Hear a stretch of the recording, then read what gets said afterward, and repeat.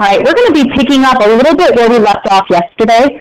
So we were reading the story of Odysseus, or the epic of Odysseus, our hero, and all of these challenges that he was facing. Where we left off yesterday, correct me if I'm wrong, we completed our fourth chunk of reading. We also completed the writing down in our chart of what exactly was an event that showed heroism and why would that be considered heroism. I believe we read the fifth chunk, but we didn't do anything with that. Is that correct? Did we read the fifth chunk or no? We did? Okay, did we write a summary for the fifth chunk in our minutes column? Oh, so we were totally ahead. Do you put the fifth item down in our chart? Some of us are saying yes, some of us are saying no. So let's kind of do a recap of that, that way we don't forget. So the fifth chunk, you probably wrote let me go back here. The fifth chunk, you probably wrote a summary about how at this point Odysseus had stabbed the Cyclops Beliefness, had blinded him, and he also had tricked him with giving a false name, calling himself Nobody, so that this cycloptic beast was screaming that nobody was hurting him, nobody was doing any damage, which is kind of funny, because why? Why would that be considered funny, Jackie? If you see nobody's hurting me and you're crying, people might think that you're either going crazy, or in this story, that he's being cursed. Nice. So if someone's saying, no one's judging me, no one's doing anything, yeah, you're probably looking a little bit cray-cray, right? And as Jackie put it, well, you're cursed by a god if that's happening to you. So let's go to our chart on page 29 one more time, for those of you that didn't get the opportunity to do that. And go ahead and write down in that description column, all the way in the middle, what was an event that showed Odysseus as a hero in that fifth chunk, and also how is that action kind of considered heroic? What kind of heroic trait shows up there?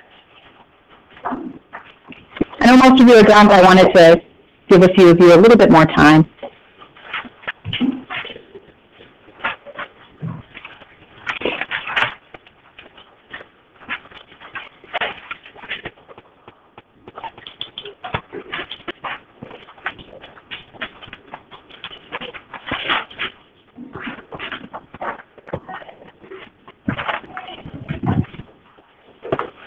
Most of you are done. I think a few of you are just writing some last pieces. That's not a problem. We're just going to go ahead and move on to the last chunk of the story. So that begins on page 34. All right, let's go ahead and write a quick summary down in that My Notes column. So we've got the number 6.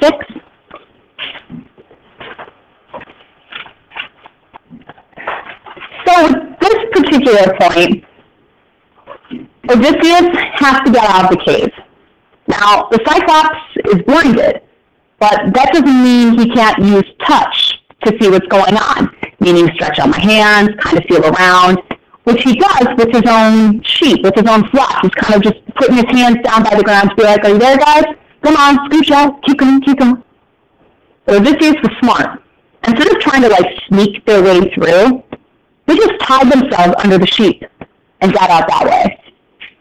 And what's even better, not only do they escape the cave, they get to take the sheep on board the ship. And now they can have all the lamb chops, gyros, and stews they could ever imagine. All good grub. Okay, so that leaves you with that final task of going back to the graphic organizer on page 29. Take a moment to talk it out with your family and decide what was the event that occurred in this sixth chunk that showed Odysseus was a hero, and lastly, mention how that action made him heroic. Go ahead and do that, folks. Take about a minute and a half.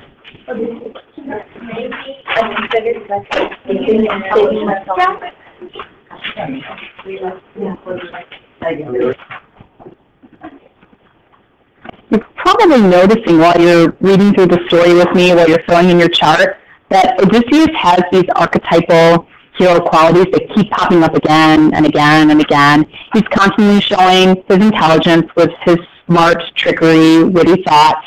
He's showing that he's consistently selfless. He's always thinking about his men. What can I do to help them? I'm not just thinking about myself. And of course, this guy is unbelievably brave. He's willing to kind of stand up to this giant, crazy beast, right? All big things. Now, there's a few more roles in this graphic organizer that we haven't touched on, And that's what we need to finish up before we can move on to your quiz. So you're going to see some stuff pop up on the screen. And it's kind of like a color coding system, so you guys have an idea of where I'm at in the chart. So what we're first going to talk about is the appearance, how our hero looks. Okay, so what we're looking at is that very first row all the way at the top of page 29. Now you can just take up that entire row with your answer here. But in terms of his appearance, his physical looks, we don't get much. You know, the author doesn't tell us exactly how he looks in terms of his eyes, his hair, his height, any of that kind of stuff. But something is implied about how this guy looks. Quick, chat it out with your group. Write your response down. Go ahead. What's implied about how he looks?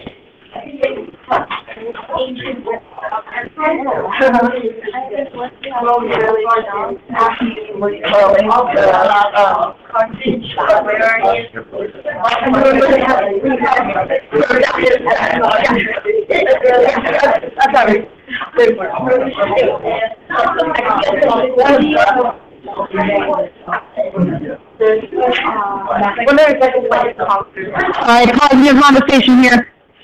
What did you discuss with your group? What do you think is implied about how this man physically looks? What do you think, Miriam?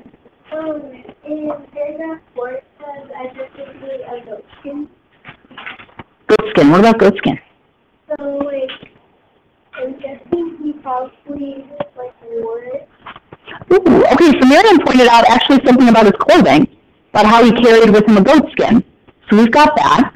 How about just the man, just his body? What was your group kind of thinking of over here? It's Santiago, right?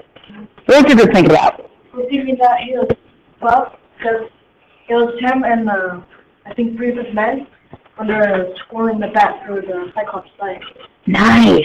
I'd make sure to write that down. In terms of his appearance, one of the biggest things he's got, this guy's strong. He's buff. He's got some muscles, you know. He's able to lift this giant tree branch into this creature's eye and drill it in there. Okay, now the second thing that we're going to look at, it's the row titled Thoughts and Feelings. So here's your question to trigger your conversation. Odysseus is constantly thinking and constantly has emotions about different elements in the story. So what feelings, what thoughts does Odysseus continually have that shows he's a hero? All right, talk it out with your group.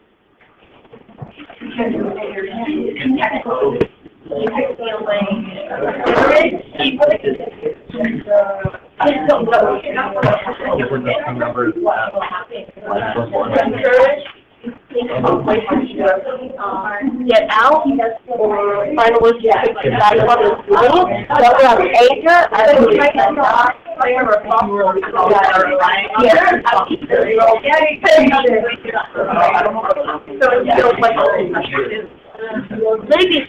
All right, wrap that thought up here. I was just walking around listening. Some key parts that I was hearing was, okay, well, the guy has a lot of courage to be doing some things. He has a lot of respect for other people. And you were bringing up these notions of, he was always thinking about his men. He didn't consistently think about himself. He was selfless. What do I do to help my men out? It's not just me that's in here. My crew is with me. All right. The third chunk here is titled Others' Reactions. So here is your trigger question. How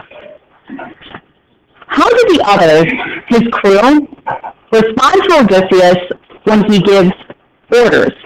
What's the general response regarding that? Go ahead, talk it out. They automatically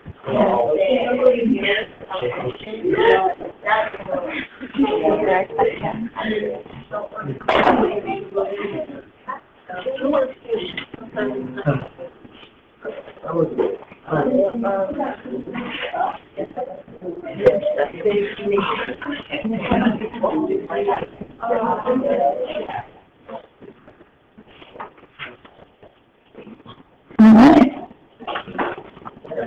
And a lot of similar stuff that I'm hearing, well, they 100% respect him because they constantly respond to his orders. They ask him to do something, they do it. They don't hesitate. They don't backtalk to the guy like, all right, we're coming with you.